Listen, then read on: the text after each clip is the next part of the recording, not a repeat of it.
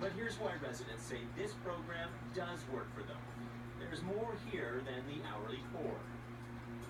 Everybody needs a little TLC in life. Yeah.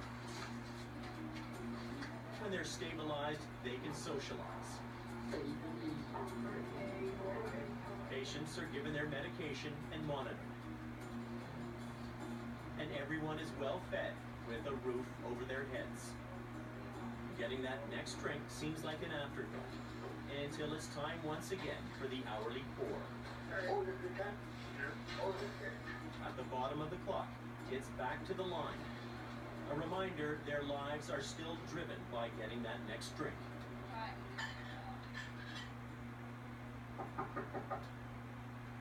Booze has ruined the lives of so many of the residents here, people like Irwin. 10 years ago, Irwin had a stable life, a family, and a job with a moving company. You got 2 boys? Yeah. When's the last time you saw them? 10 years ago. 10 years ago. Yeah. What would you like to say to your boys? I'm sorry I wasn't there for you. Right now, I don't want them to see me as an alcoholic. Why not? Why not? Because I'm ashamed. What are you ashamed of? Because I'm an alcoholic, and I don't want them to be alcoholic like me. That's watching me trying to get used. Irwin volunteers to change the beds here 3 times a week. He says it helps pass the time between drinks. Well, it's that time again, so Irwin joins the crowd headed to the poor downstairs. It's Mr. Moist. Hi. I'm Mark from CBC. John, nice to meet you. We're just shooting a little documentary here. His birthday today. Your birthday today. Happy birthday, sir. 73 years old. You ran the Terry Fox grant. The walk and run. Fantastic. Good for you. Yes. Irwin says he doesn't need this drink, but he certainly won't pass it up. How's that feel? I like shirt better. Sure. So, when you have a drink like this, what difference does it make for you? You just take it off here. That's what it is. You don't get drunk off of it. No. No. But you'll have a drink, so, and then you're going to get back to what you have to do. You just take a little break with the drink? Yep. I take my other drink, tuck it back, and get back, go back to work. What's your cup, Sonny?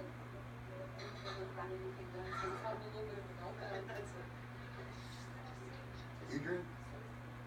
I do. Wine probably. Yeah, a little wine once in a while. Beer once in a while. Yeah. Just once in a while, though. Yeah.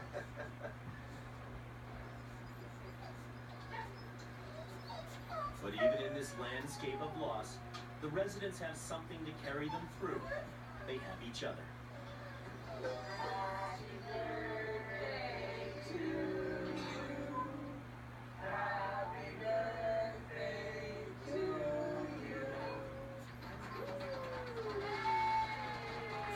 Mr. Moist doesn't even drink alcohol at the Oaks, but he still lines up with the others to share the bond of the poor.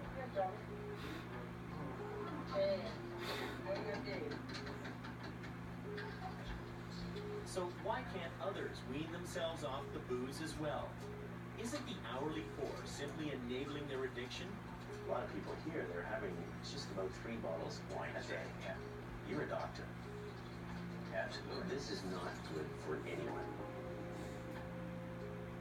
Next week, on the 5th estate, the illness overcomes me or just engulfs me. To spend in the last 5 years over $100,000 is almost unconscionable to think of that in this country.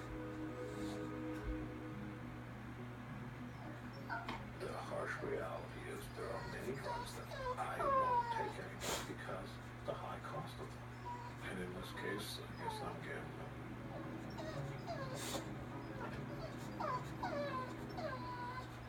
Our job's to uncover the truth, no matter where that takes us. See what we discover here on CBC News Network. Be is a different kind of bank. Because we're the only bank devoted exclusively to entrepreneurs. Like Daniel. Hey, Daniel.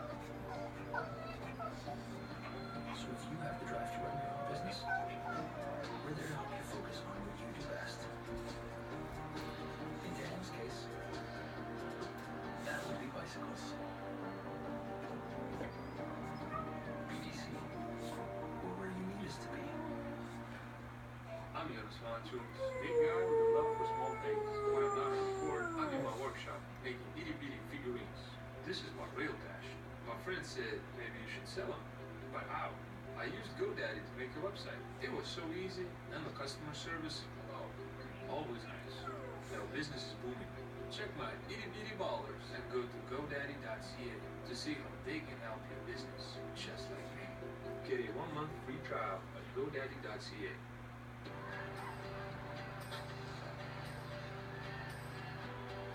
What was it like out on the ice today?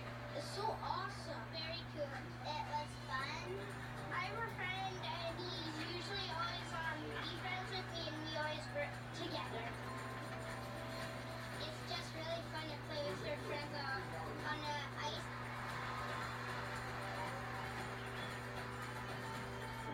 I just fell in love with hockey. Budget meeting. Budget meeting. Sweet. Budget meeting. Butcher. If you compare last quarter to this quarter... It's no wonder everything seems a little better with the delicious taste of filling. Made with real milk and cream. It must be the filling. Why have your glasses fit manually when there's the LensCrafters AccuFit system?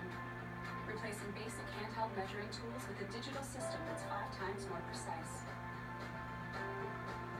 When I went on to Ancestry, I just put in the name of my parents and my grandparents. And as soon as I did that, literally, it was like you're getting 7, 9, 10, 15 leaves that are just popping up all over the place. It's amazing. Just with a little bit of information, you can take leaps and bounds. It's an awesome experience. You got 10 seconds. Time to find your ideal hotel. Just type in where you want to go. 2 clicks. Select your check-in, your checkout dates, and such. Hotel Trivago. When did you continue to buy something after it didn't help you? Thankfully, Live Relief seems to be helping a lot of people with their aching, swollen joint pain. Some people have even sent thank you cards. Now write down Live Relief. Think live with relief. At the store, choose the blue box for swollen joint pain relief. Be delighted. Help is close in 5,256 stores across Canada. It's about helping you. Hockey is a very homophobic place. Brock McGillis, former junior hockey player and gay. I lied to everyone in my life, and I was never happy. How he's trying to make the world of hockey a more accepting place. Change needs to occur. Tonight, only on The National.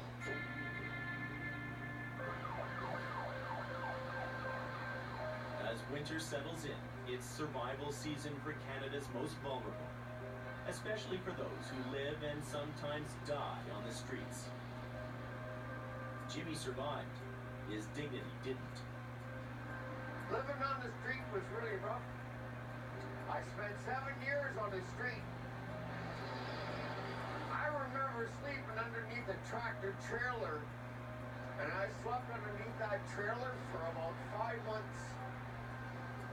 It was horrible living like that. You can't wash, you can't change, you have nothing. It's just horrible, horrible, horrible. So like I say to anybody out there living like that, ask for help. You need to do it. But Jimmy didn't look for help. Help found him. So Jimmy, do you remember when we first met? Where most would see a wasted life, social worker Ray McEwen saw an opportunity. I needed a place to lay my head. Yeah. I was beat. Yeah. I had enough. Thank you for saving my ass. No problem, Jimmy. You're doing absolutely fantastic, Jimmy. All right, all right. Jimmy now lives here at the Oaks residence, along with some 45 chronic alcoholics. Here, the residents can get up to 15 drinks a day. It's a groundbreaking program paid for in part by the residents themselves. Keeping the problem drinkers inside the Oaks keeps them off the city streets and out of trouble. Sergeant John Gibbons is with the Ottawa Police Service. He spent years patrolling the city's Byward Market. 3 to 4 times a shift, you're getting a call. 3 to 4 times a shift, I was dealing with chronic alcoholics. And that could be from a fight that's taking place at the Shepherd's Good Hope or the Mission or whatnot because of the alcohol. When he first heard about this program that treated alcoholics with alcohol, he was floored.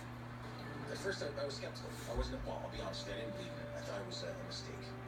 But then I saw the results. The guys that I was dealing with every single day, day in, day out, weren't there. To the point, I actually thought that they had died. And with fewer chronic drinkers out there, it means they no longer chew up a huge chunk of Ottawa's emergency services. It was huge, huge cost savings. I haven't seen one alcoholic hiding his bottle of booze and doing nothing, except right there. Right on cue. Yeah. In terms of cutting down calls for service for the police, the ambulance, the fire, and most importantly, in terms of giving someone back their dignity, this program is by far and away the best program going. It's a pretty strong endorsement for the police officer. It's a very strong endorsement.